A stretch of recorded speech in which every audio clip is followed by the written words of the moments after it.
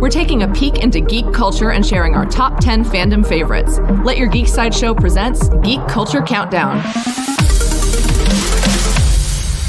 Hey guys, this is Kitty. This is Eric. And we are coming to you live from the Sideshow Studios in Southern California. Welcome back to the Geek Culture Countdown. Today we're shining a little light in the darkness with a list of the top 10 horror movie icons. These chillers, thrillers, and psycho killers have been giving us sweet screams on movie screens across generations. These creepy characters are downright iconic, from their masks to their motives to their murders. Listen along to find out if your favorite frightening faces made the list this week. Let's get started. All right. So, Eric, thank you so much for joining me this week to lend some horror expertise to our countdown list. Yeah, absolutely. It's great to be here. Glad to help. Yeah. Do you want to introduce yourself just a little bit to the audience? Yeah, sure. So my name's Eric Fetchit. I'm a customer service manager here at Sideshow. I've been a passionate horror fan and aficionado for as long as I can remember. Stoked to talk about some of these characters. Excellent. So Eric did provide some expertise here and help us come up with this list because I will fully disclose right now, I'm not as familiar with some of these characters as most horror fans are. We did cover previously movie Monsters, so if you're looking for any specific monster characters, check out that podcast. But this is for more of the humanoid serial killers, mask wearers, possessed dolls, et cetera, et cetera. They run a whole gamut here of what type of icon killer they are. Yeah, I was wondering if you were going to distinguish the doll from the human. Oh, yes. Oh, yes. So, without further ado, let's start this countdown. Number 10, you helped us choose. I mean, you came to us with this perfect. I mean, I don't have any disagreements with some of this list, but you started with number 10 as Candyman.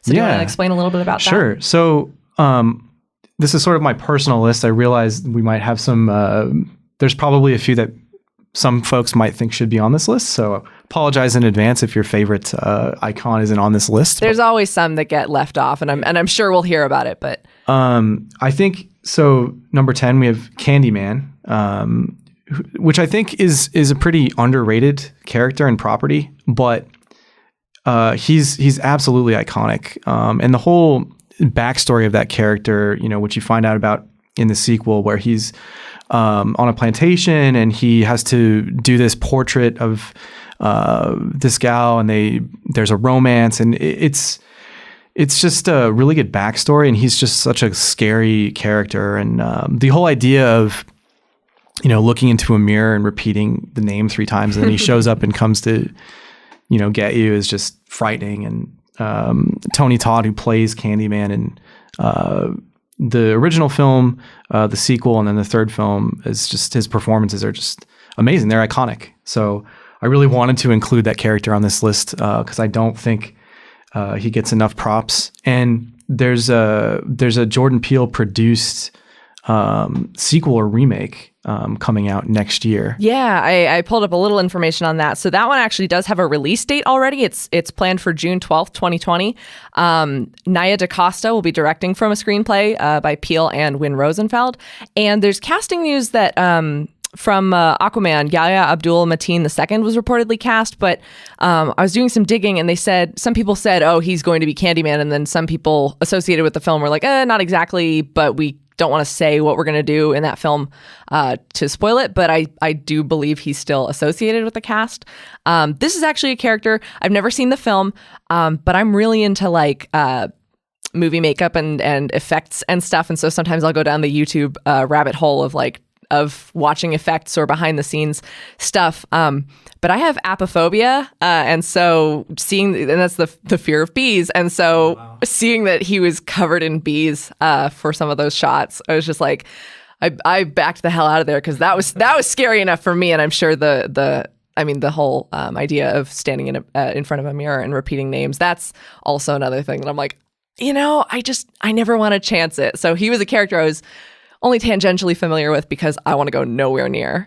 Yeah, that you should really give the first film a chance, though. It's a really good film. It's, in my opinion, it's easily one of the best horror films of the 90s. It has a Philip Glass score that's just like absolutely incredible, and there's like a love story, and it's really well done. And I'm hoping that remake, I'm hoping it renews interest in that character and the property, because it really deserves a more passionate fan base than it has, I think. And it's based off of a Clive Barker short story, right? Yeah, a short story. Yeah. Excellent. Clive Barker does have some influence on this list, I'm sure. Oh yeah, he does. He does. All right, so for number 9 on our list, you picked the Tall Man from Phantasm. Yeah. Another property that I think is underrated. You had the first film, when Don Coscarelli, I think he was still a student at UCLA.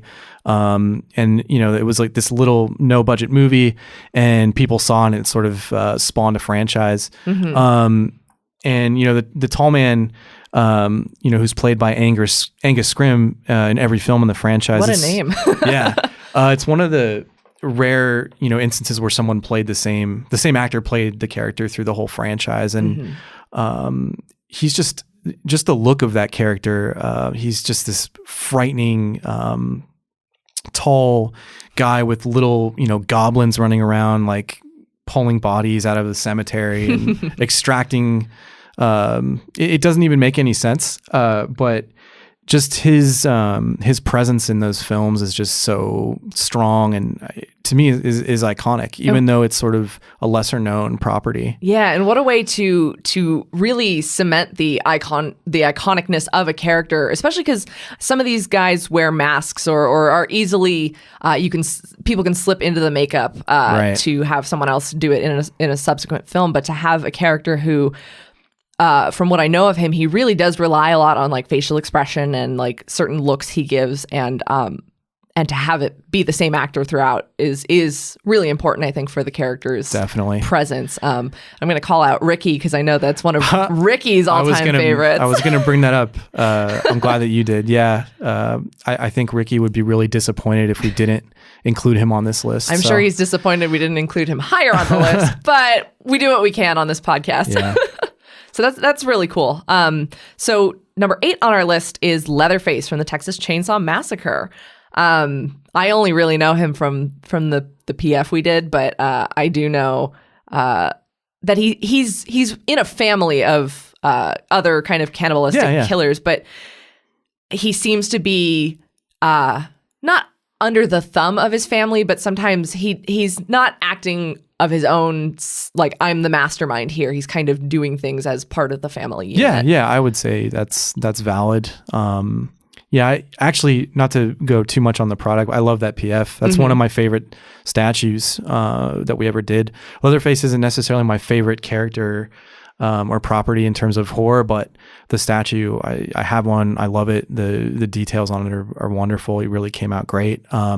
But I think, the original Texas Chainsaw Massacre film was just, it had such a dramatic impact on the genre and independent filmmaking. And I think if you talk to a lot of, film fans, people that aren't necessarily passionate about horror, they would name Texas Chainsaw Massacre, the original one, as like one of the greatest horror films ever made. And I think just for that reason, and just because that film had such a dramatic impact, you have to include him on the list of iconic characters. Yeah, and I was going to say, I mean, there were, of course, there was a more recent, I think a lot of these franchises have had a more recent remake in the decades, but he's even appeared in Mortal Kombat, so I think the impact of the character does speak for itself when it's appearing in comics, and there's even renewed interest in the films, and then of course you show up in Mortal Kombat and it's like, all right, you've made it, buddy. You're talking about 40 plus years where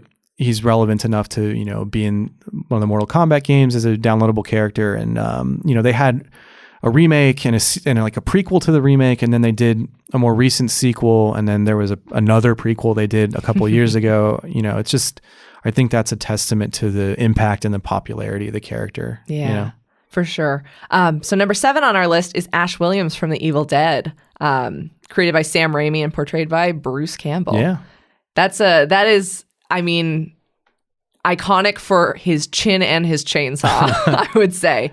But this is I think notably on the list, he's kind of one of the only figures who is a little bit more heroic. Most of these other killer characters we've picked for their iconicness as the antagonist that you don't want to see standing at the foot of your bed or on the other side of the door. You're right. He's definitely like he's a protagonist that you can root for, right? And just, I think in terms of, horror comedy, so to speak, like if you think of horror comedy, you think of the Evil Dead movies and Ashes. I think there was even a musical adaptation. Yeah, it was playing here in Thousand Oaks not that long ago. Oh, really? It's really fun. Isn't there a splash zone or something? There's a splash zone, yeah.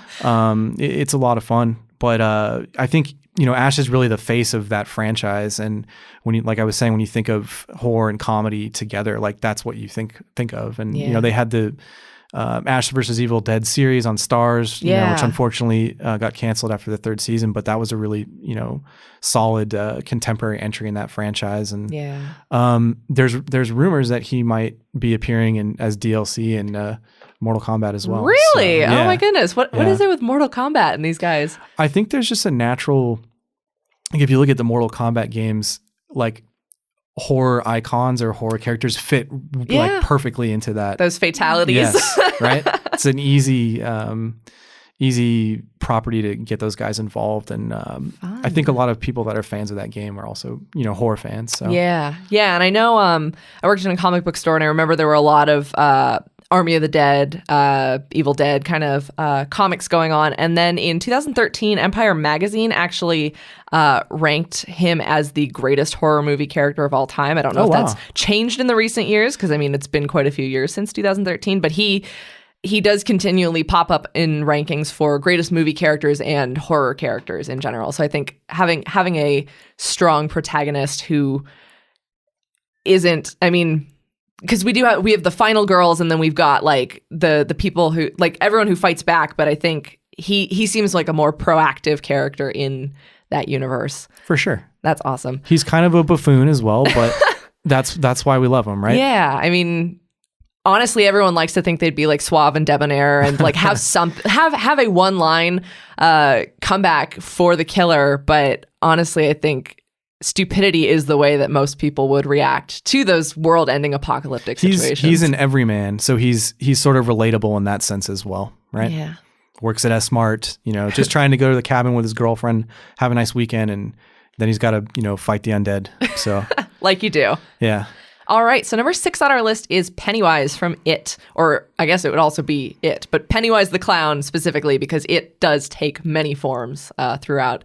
So this character actually is the one on the list that it's like, I have a weird affinity. Like I don't love him because he's scary and terrifying, but I just love to hate him and mostly inspired by the 2017 It Chapter 1. I know we were talking about that a little bit before we fired up, but I know there's the iconic Tim Curry performance for Pennywise as well.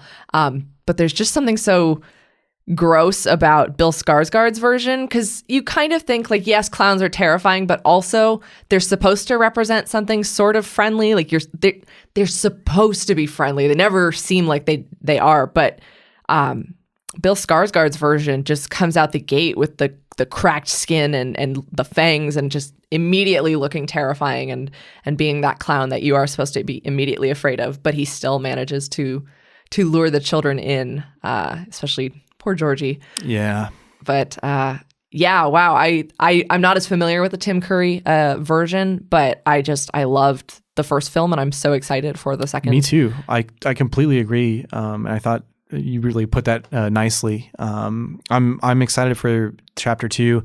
I too love the remake, or not the remake. It's a new version of the story. It's so well done, and Bill Skarsgård, as the character is amazing, and like the makeup, and it's legitimately frightening. Yeah. And really well done. So I'm super excited for the concluding chapter. Yeah, and I do like because Pennywise or It is able to take so many different forms throughout the different iterations of the media. There are Pennywise is the constant, obviously, with the giant white forehead. It's just like, oh my goodness, like, and the red hair and the red nose. But different iterations also make up different versions of the ways he appears to the children. And so the 2017 film, the headless child and that really creepy painting, that was the one that got me. I was really proud because I was like, I was freaked out, but I was playing it cool with the people I was seeing the film with. But the painting is what scared the hell out of me. That one is what totally got me because I wasn't expecting something like that. But that was just gross and wrong on so many levels, which I think is perfect for that character. But yeah, I do like seeing that there's different versions outside of the original source material because he can take any number of shapes to best identify your fears and even generationally the fears change. And so having it set in the 80s and just all I love this is weird because I feel like I'm like, yes, of all the villains, because everyone's got their favorite, but like I love Pennywise because he's terrifying. It's awesome. Did you have a chance to check out the I Like Scary Movies exhibit? No, I didn't. They had a really well done section that's based on the 2017 film. It was really, really cool. I spent an afternoon going through the Instagram hashtag just to vicariously live through everyone's experiences. But all of that looked so cool. But the It stuff looked great. The It stuff was great. It was really well done. That's awesome. Damn, I'm bummed I missed that, but I do love those types of installations where you can kind of put yourself in the action. So, speaking of films that have a modern version that is coming out very soon, number 5 on our list is Chucky from Child's Play. Now, the original version of Chucky is very different from what we see or what we're about to see in the new version, and that also does kind of play into the idea with Pennywise that the fear that children or the fear that anyone can have changes generationally. So are you more of are you looking forward to the new version? Yeah, I am. I have to say, I'm not the biggest fan of remaking stuff, but I'm always open. I try to have an open mind. What's interesting about Chucky and the franchise, so obviously there's a new film opening this weekend. But the original franchise is still going. They've had a couple of recent films that have been very strong. There's a TV series in development, using Brad Dourif as the voice of Chucky and using characters from the original franchise. So, and they're still going the voodoo route with him. Yeah. Okay. Well, actually, the last film, it goes in a pretty crazy direction, but it's interesting. I mean, first of all, I think that's a testament to the popularity of the character and the idea of a doll being possessed and terrorizing a young child is like, it's frightening. I mean, the franchise went in a little bit of a comedic direction, but I always immediately associate Chucky with like wisecracking and funny stuff. And the original film is more, a straight horror film. And it looks like this new one they're trying to go in the more serious direction, and it looks like it's pretty scary. And I have to say, I saw the trailer. And as someone who would have been normally pessimistic about that, it looks like a really good film in its own right. And, they have Mark Hamill doing the voice of Chucky, which is a great choice, I think. And he could really do a fantastic job. So I'm excited to check it out. And I love that, like a franchise like that and is still going strong, Yeah. And I'm especially interested to see how it sets itself apart in this day and age where we've got Black Mirror and even casual things that happen in our own daily lives. People like to joke like, oh, we're in an episode of Black Mirror. But it does have that techno paranoia because of the smart app company that controls your everything. But it looks like they're really playing that up. And I think that's a really smart angle to take for a new incarnation, Yeah. And I like the fact that I know that there's like speculation and I don't know if it's been 100% like confirmed, but until the film comes out, we don't exactly know what sets Chucky off, if it's just a bug in the programming or if it's a malevolent programmer or just some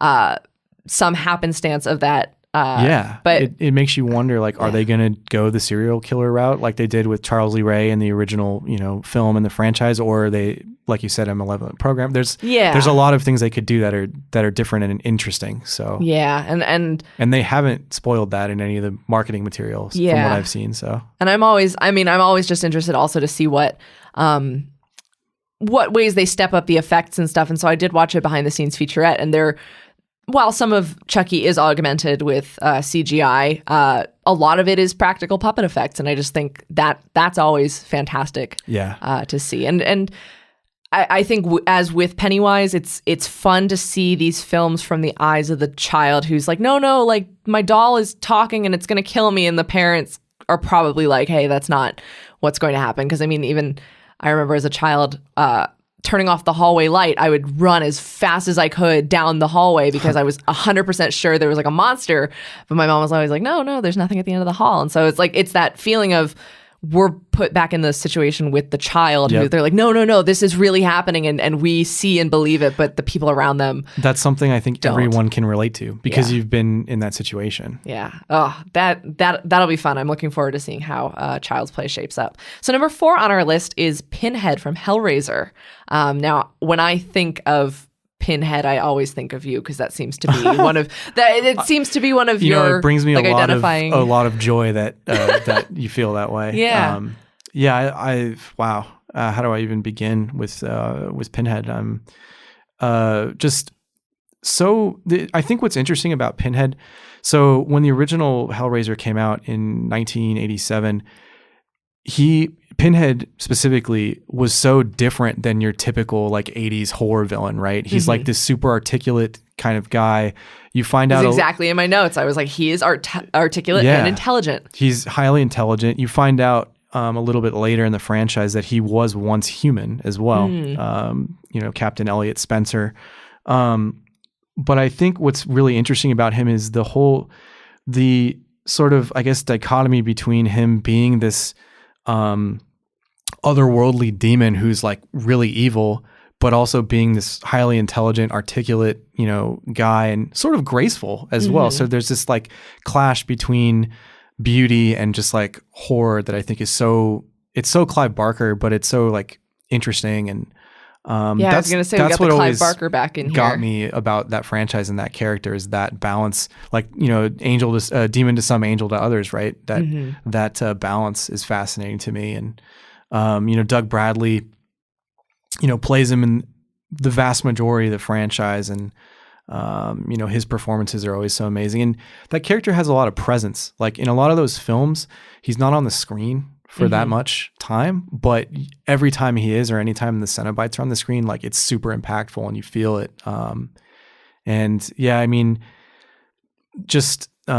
His appearance is iconic in and of itself. Yeah. So. As you were mentioning the dichotomy between the beauty and the horror, it's just that whole sadomasochism thing. But there's he's got pins in his face, but there's a beautiful symmetry to the way that the pins are arranged. Or I remember our Hell Priestess premium format. It's just like she's horrifying, but the way that she's even got her own flayed, she's almost like elegant. Even though it's the way really her grotesque. own leg flesh is flayed to make like garters or socks. Like it is a very bizarre but really cool, especially because I love the monster makeup and stuff so much for films. Just seeing that elegant beauty in the sadomasochism of that's exposed flesh, but also that makes a really unique pattern on the character is so unique. And I think it really sets him apart from a lot of the other characters. Totally agree. I think that's why that's one of the reasons I really like that franchise and that character so much, and have always sort of had an affinity for him and those movies. So number 3 on our list, we usually by part number 3 on the list, people are probably getting ready to guess who our top 3 are because there's some big ones that we haven't mentioned yet. So number 3 on our list is Michael Myers from Halloween. And of course, speaking of characters known for their face or their mask, I'm sure many of our listeners already are aware, but in case people aren't, yes, that mask is a Captain Kirk mask. That's the whole. But even beyond that, even knowing like, oh, that's a Captain Kirk mask, the utter soullessness of him, and I believe in one of the film's credits, he's just referred to as the Shape, the original film. Yeah, just having that idea and the soullessness, and it's not even a face you recognize anymore. It's just this terrifying entity. Yeah, you're right on with that. I think the mistake they sort of made in a lot of the later sequels is trying to explain like the backstory and giving him making Jamie Lee Curtis his sister, and heard about that one. It's so much better to just he's pure evil. Like there is no reason for him to be doing what he's doing. That's more frightening, I think. And I think that's why there's a lot of there's a lot of love for that franchise. I love all those movies, even some of the lesser sequels. But the original film is iconic, and they don't try to explain anything. He's just pure and simply evil. You know what I mean? Yeah. And Donald Pleasance gives that great monologue, and he's the face of evil. You know? Yeah, and I do like, because with so many of these characters, if they have an iconic weapon like a chainsaw or the hook hand, he's got a kitchen knife, which could, like, it could just be any generic kind of just nice Cutco. Like, it's in everyone's home. It doesn't link to one specific person. You're not like, oh, that one person owns that knife. It is the everyman weapon of horror, but the way in which he wields it is so important. But behind that mask, just the generic face of evil, it's just the fact that, and even the bodysuit, just there's nothing unique about him, and yet everything is, because it's this horrible presence that you can impress upon any ideas of what's beneath that mask and under the suit. Totally agree. I think that's part of the reason. So there was a really successful Halloween film that came out last year, with Jamie Lee Curtis reprising the role and all that.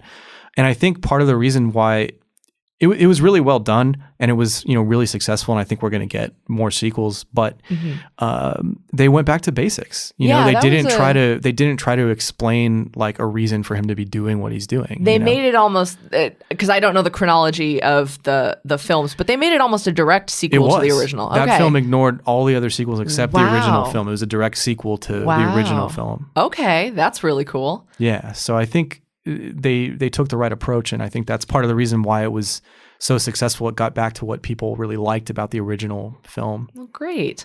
So number 2 on our list, we're down to, I think, the big 2 matchup here. Number 2 on our list is Jason Voorhees from Friday the 13th franchise.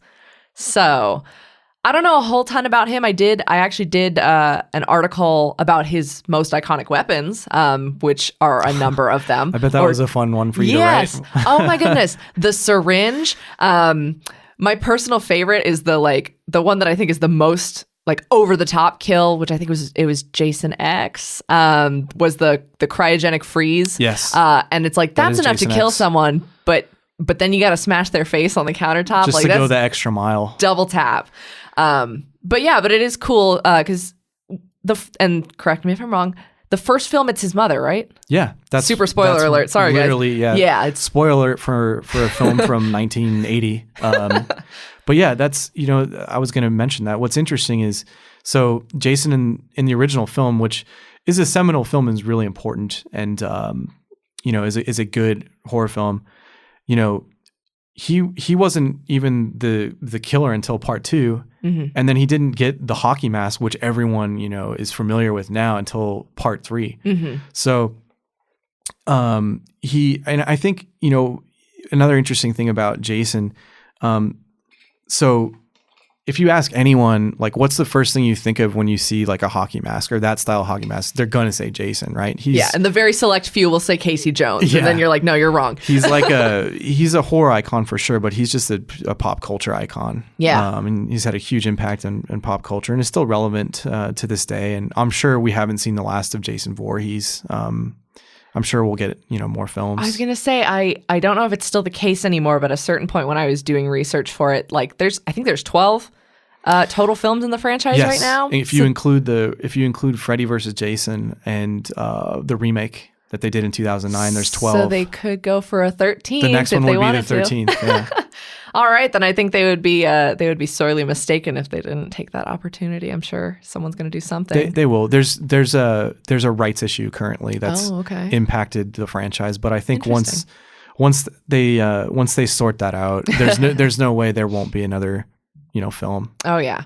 And going back briefly to what you said about just the iconicness of his face in pop culture, because I think of certain things like the black and yellow immediately evokes the Batman symbol, and everyone knows the Superman symbol. His hockey mask is just a bunch of circles. Yeah. But that proper arrangement and the size of the circles is enough to frighten people and strike fear into their hearts. And then, of course, having a machete always helps. Or the other one that I'm like, oh, like the writers of these films are brilliant and sadistic and cruel is the sleeping bag.